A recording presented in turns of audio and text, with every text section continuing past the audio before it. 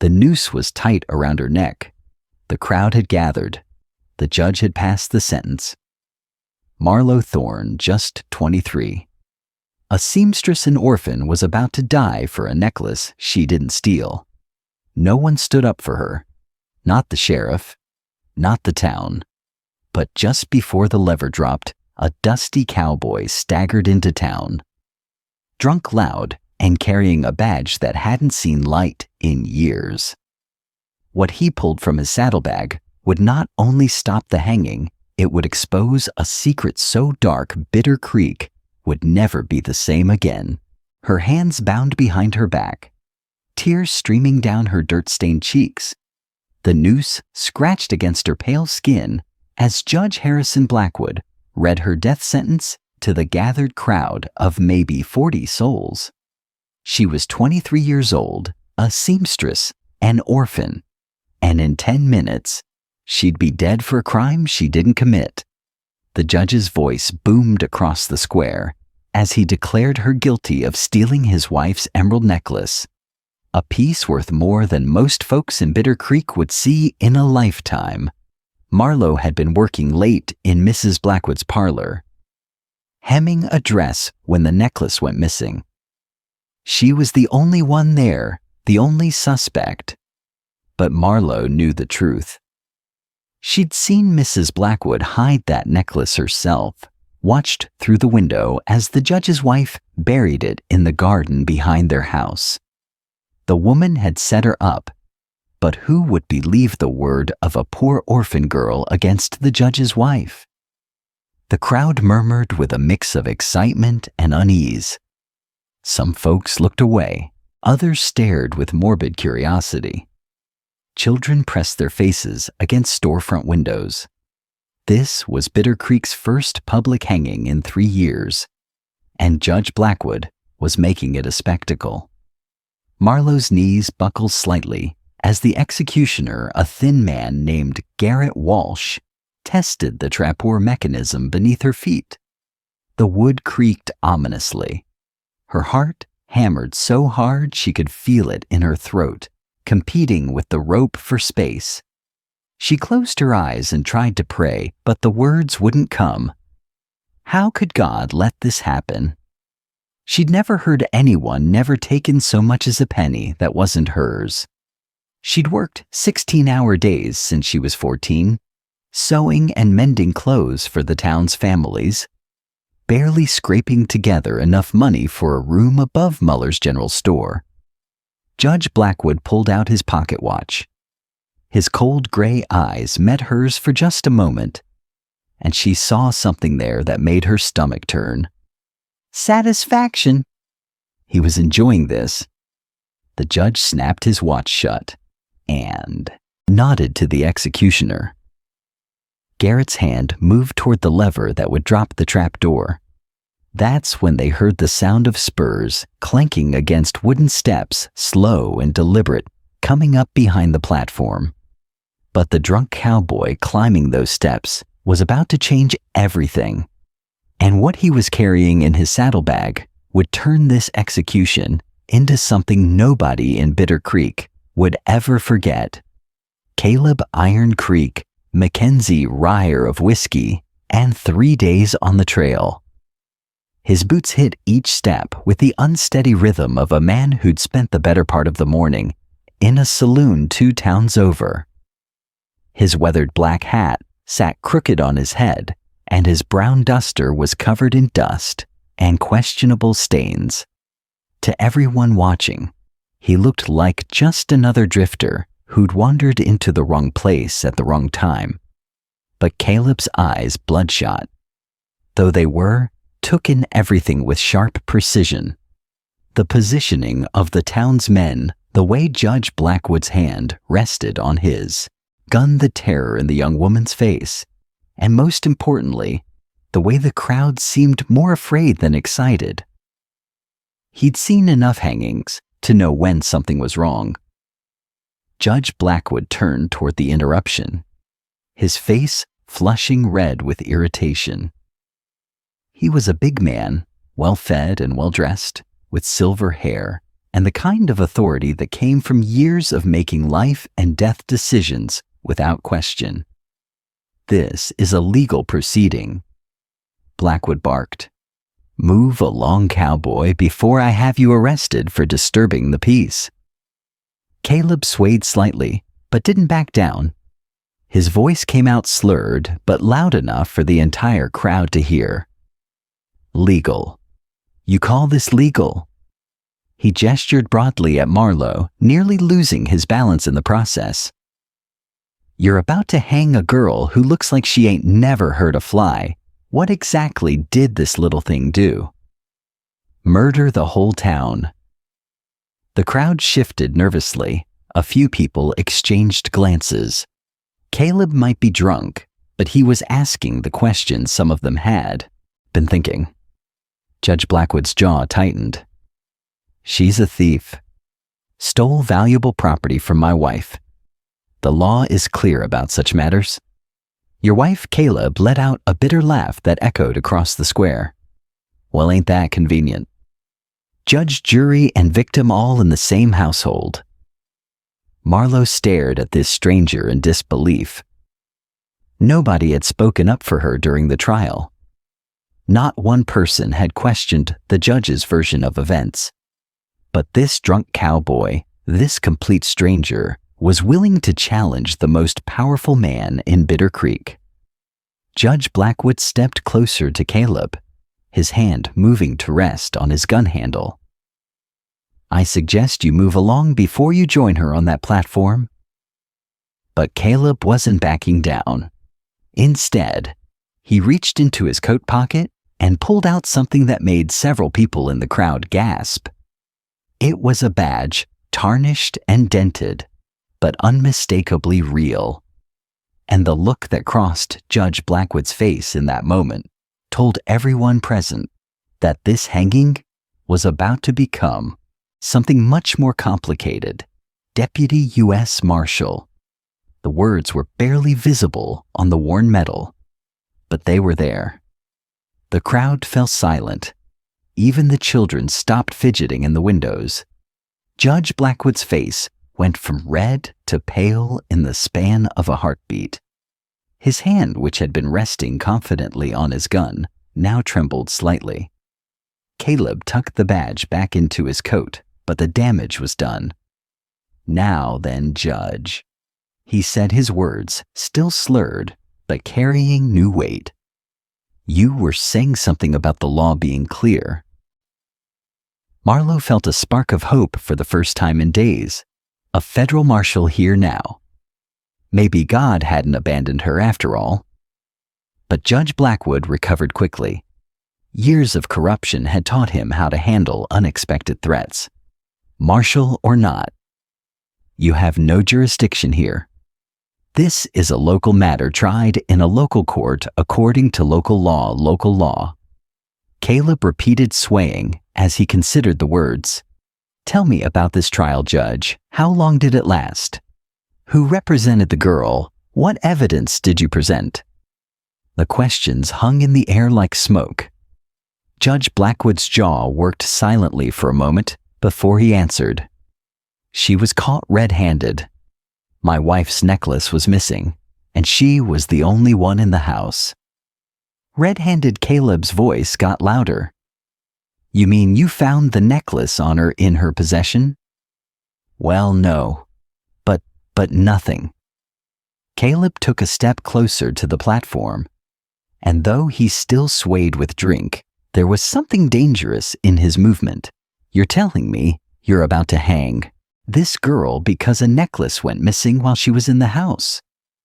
Murmurs rippled through the crowd. Mrs. Patterson, the school teacher, whispered something to her husband. Old Tom Fletcher removed his hat and scratched his head. Even Sheriff Wade Morrison, who'd been standing silently beside the platform, shifted uncomfortably. Judge Blackwood's eyes narrowed. The evidence is clear enough for me. Evidence. Caleb laughed, but there was no humor in it. I've seen more evidence at a church picnic pie contest. Where's the necklace now, Judge? Did you search her room? question other witnesses, or did you just decide she was guilty because it was convenient? Marlo watched this exchange with growing amazement. Every question Caleb asked was one her court-appointed lawyer should have raised. But lawyer Hiram Wells had spent all of 10 minutes on her case, asking no questions and presenting no defense. Judge Blackwood was losing control of the situation, and everyone could see it. His authority, which had gone unquestioned for years, was crumbling in front of the entire town. "Marshal," he said through gritted teeth, "I don't care what badge you carry, this girl is guilty, and she will hang." But Caleb was reaching into his saddlebag now, and what he pulled out made Judge Blackwood take an involuntary step backward, because it wasn't just evidence that would save Marlo Thorne. It was proof that would destroy everything Judge Blackwood had built in Bitter Creek. The emerald necklace caught the afternoon sunlight like green fire. Caleb held it high above his head so everyone in the square could see it clearly. The intricate gold chain, the perfect emerald stones, the distinctive clasp that Mrs. Blackwood had described in such detail during the trial. It was unmistakably the same piece of jewelry that Marlo had supposedly stolen. Found this buried in the garden behind the judge's house about an hour ago. Caleb announced, his voice carrying across the stunned silence. Funny place for a stolen necklace to end up. Don't you think? Judge Blackwood's face went white. That's impossible, you're lying, am I? Caleb's bloodshot eyes fixed on the judge with laser focus.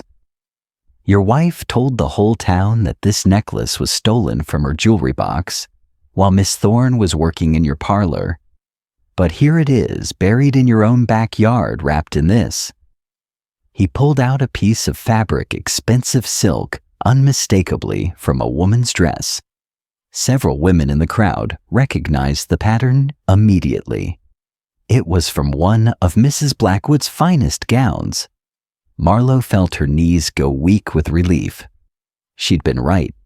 She'd seen Mrs. Blackwood bury something that night. But when she'd tried to tell Lawyer Wells, he dismissed her claims as desperate lies. The crowd was buzzing now, voices rising in confusion and anger.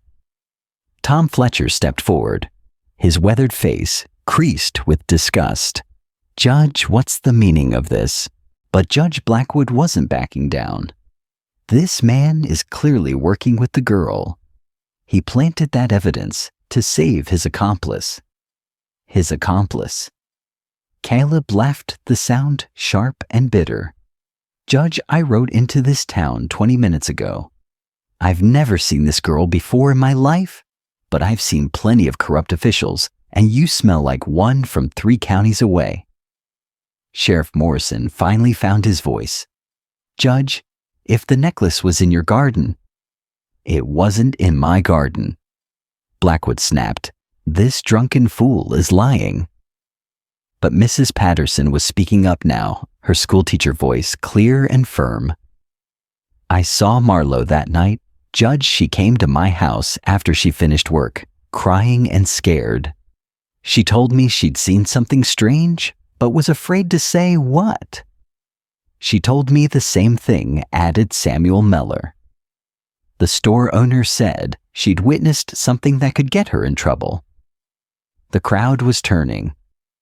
Judge Blackwood could feel his control slipping away like sand through his fingers. Years of absolute authority of making decisions without question were crumbling in front of his eyes. None of this matters. He shouted, desperation creeping into his voice. The trial is over. The sentence has been passed. But Caleb was walking up the steps to the platform, now moving with sudden steadiness that suggested his drunkenness might not have been as complete as it appeared.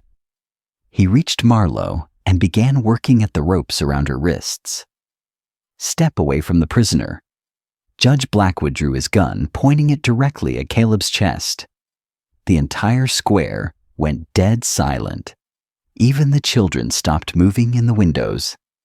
That's when Caleb spoke the words that would change everything in Bitter Creek forever, and revealed the real reason he'd come to this forgotten town in the middle of nowhere.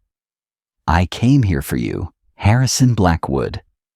Caleb's voice was stone-cold sober now, all traces of slurred speech gone. He turned to face the judge, ignoring the gun pointed at his chest. 3 years. I've been tracking you 3 years since you disappeared from Carson City with $50. 00 in territorial funds. The crowd gasped collectively. Judge Blackwood's face went from pale to ashen. "You're insane. I've been serving this community for 5 years. 5 years under a stolen name."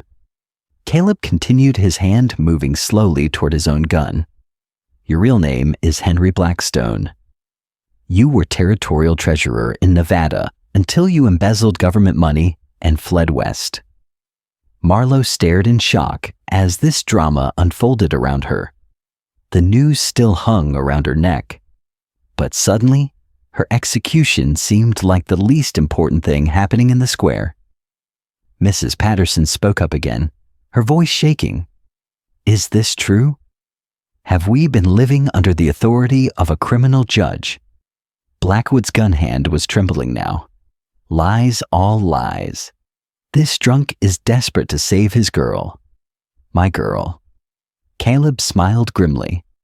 "I told you, I never saw her before today. But when I rode into town and saw you about to hang an innocent person to cover up your wife's theft, well, that just made my job easier." The pieces were falling into place for everyone watching. Mrs. Blackwood had stolen her own necklace and blamed Marlo to create a distraction. Judge Blackwood had rushed through a sham trial to get rid of the only witness, but they hadn't counted on a federal marshal tracking the judge down at the worst possible moment. Sheriff Morrison stepped forward, his hand on his own weapon. "Judge, you need to put that gun down and answer these accusations. I am the law in this town." Blackwood screamed, "I decide who lives and dies." But the crowd was surrounding the platform now. Tom Fletcher, Samuel Muller, Mrs. Patterson, and a dozen others were climbing the steps. Judge Blackwood was outnumbered, outgunned, and out of options. If you were Caleb McKenzie, what would you do? Try to talk the desperate judge down and risk him shooting innocent people, or draw your gun and end this standoff with violence? Tell me in the comments. I need to know which side you choose. Because what Caleb decided next would determine whether Marlo Thorne lived to see another sunset. The marshal's hand hovered over his gun handle. His eyes locked on Judge Blackwood's finger on the trigger. One wrong move from either man would turn this rescue into a massacre. And in that moment of deadly silence, Mrs. Blackwood herself appeared at the edge of the square. She was running toward the platform, screaming something that would shatter her husband's last hope of escape and reveal the final, most shocking truth about what had really happened in Bitter Creek, Harrison. Stop. "She knows about Rebecca." Mrs. Blackwood's voice cut through the tension like a knife. She was running across the square in her expensive blue dress, her carefully arranged hair coming undone, her face streaky with tears. Judge Blackwood's gun wavered. Elizabeth get back to the house, but she kept coming, gasping for breath. As she reached the platform, she saw the letters Harrison. The girl saw Rebecca's letters. The name hit Judge Blackwood like a physical blow. His face crumpled, and for a moment, he looked like an old man instead of a threatening authority figure. Caleb seized the moment. Who's Rebecca, Judge? Mrs. Blackwood climbed the platform steps, sobbing openly. Now she was Harrison's first wife. In Carson City. He told everyone here that he was a widower, but Rebecca is still alive. The crowd murmured in shock.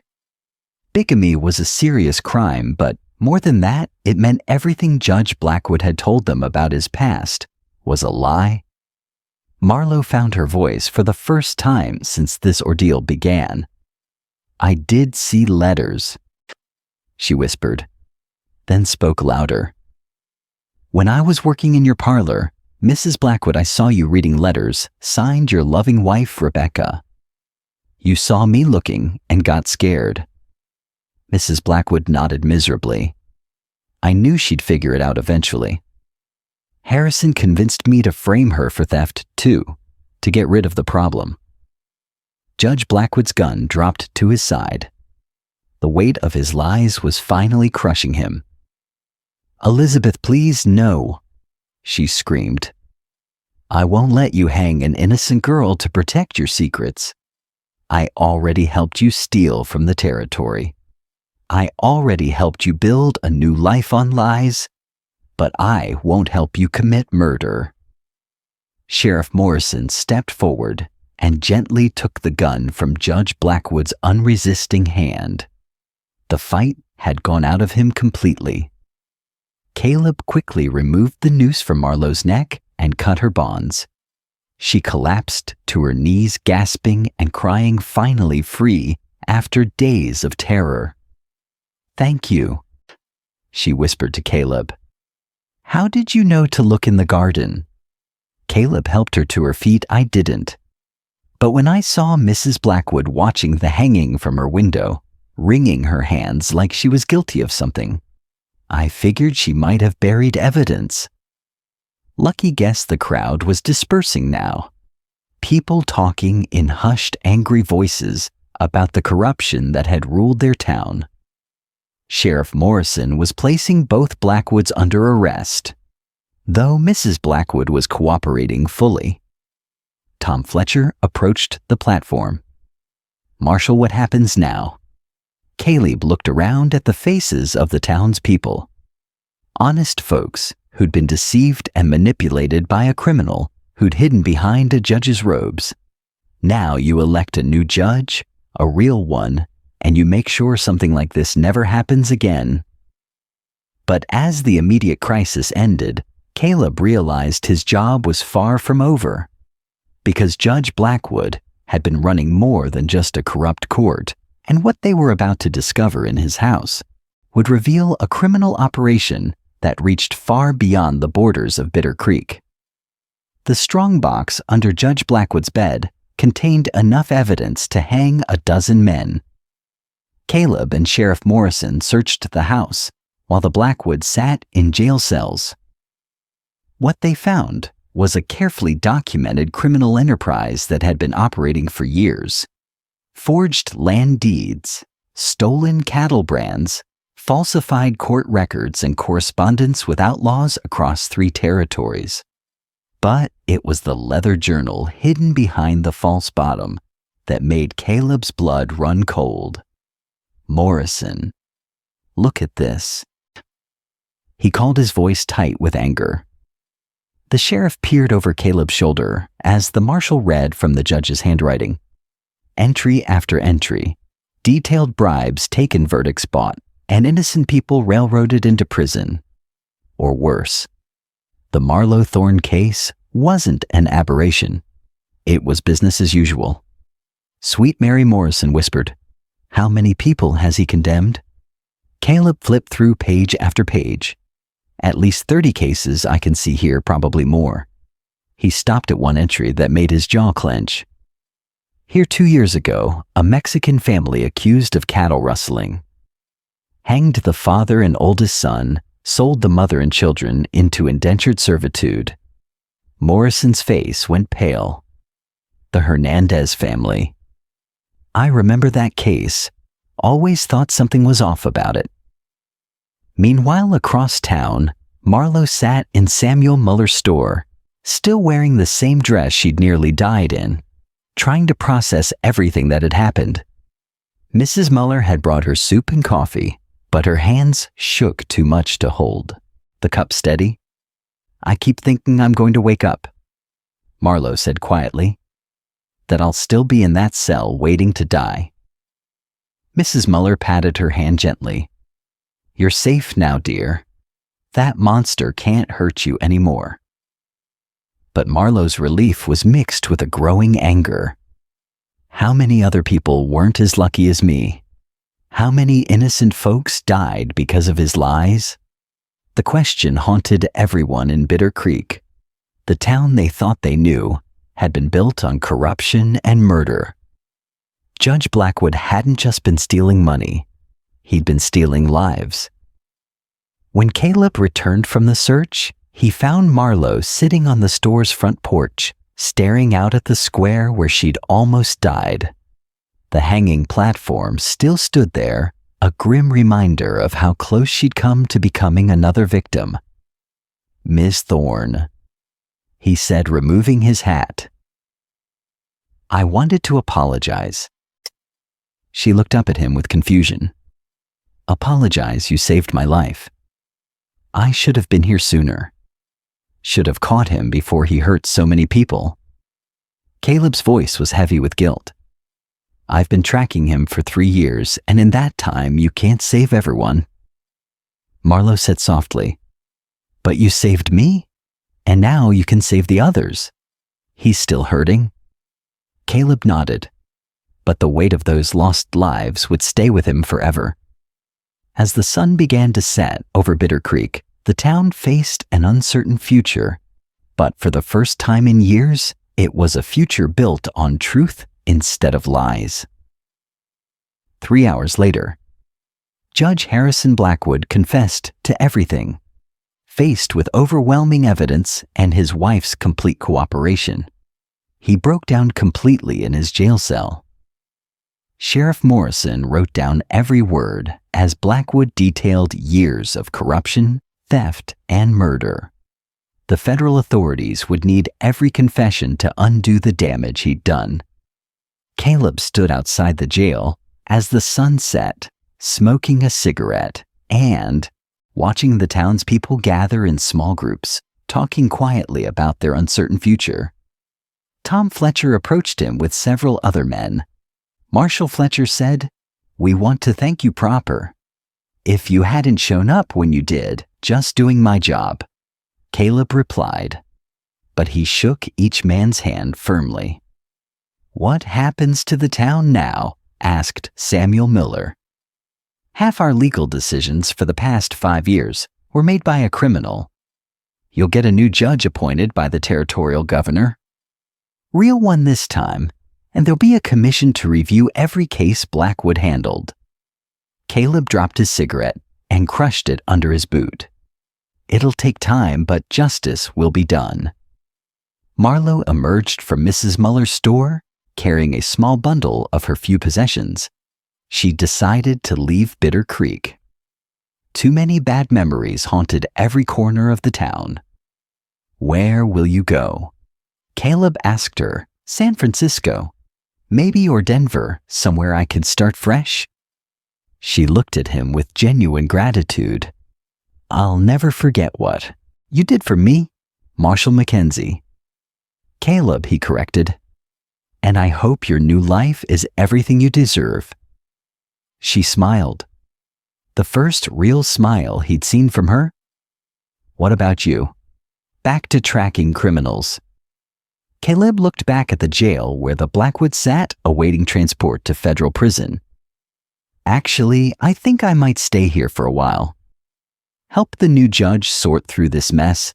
Make sure the people who were wronged get some justice." As the evening stars appeared overhead, Sheriff Morrison joined them on the street. "Got word from the territorial capital. They're sending a prosecutor next week to start reviewing cases. Could take months to sort through everything." Good Caleb said. "The families of those innocent people deserve answers." Mrs. Blackwood would face charges, but would likely receive a reduced sentence for her cooperation. Judge Blackwood would spend the rest of his life in federal prison if he was lucky enough to avoid the hangman's noose for his murders. The corrupt empire he'd built in Bitter Creek was finished. Epilogue 6 months later. Marlo Thorne opened her own seamstress shop in Denver. where she became known for her kindness to other young women in need. She never married, but she lived a long, peaceful life, surrounded by friends who valued her gentle spirit. Caleb Mackenzie remained in Bitter Creek for 2 years, helping to rebuild the town's legal system. Eventually, he was appointed territorial marshal for the entire region, continuing his work to root out corruption wherever he found it. Sheriff Morrison became the interim judge until a permanent replacement arrived, proving himself to be fair and honest in every decision he made. And the hanging platform in Bitter Creek's town square was torn down the very next day. Its wood burned in a bonfire that could be seen for miles, a symbol that justice, not vengeance, would rule their town from that day forward. If you enjoyed this story of courage standing up to corruption, subscribe to our channel for more incredible tales from the Old West. And now click on the video on the screen to hear a story even better than this one, with a twist so powerful you won't forget it anytime soon. Click on the video.